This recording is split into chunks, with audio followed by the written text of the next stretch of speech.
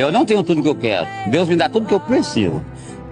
Porque nem sempre o que a gente quer é bom pra gente.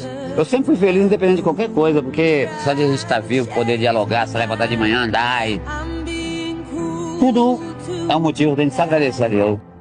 Paulo Henrique Nascimento Pereira. Eu tenho 24 anos. No mundo tereis aflição, certo? Então não tem como eu dizer pra você que é fácil. Porque se o próprio mestre, se o Messias que nasceu perfeito, tanto em sua forma física quanto em seu caráter, sofre aflição, que dirá eu que sou falho?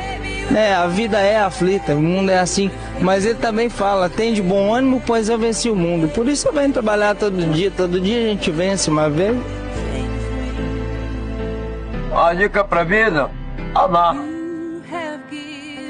Amar, amar, amar, amar. O mundo precisa de mais amor.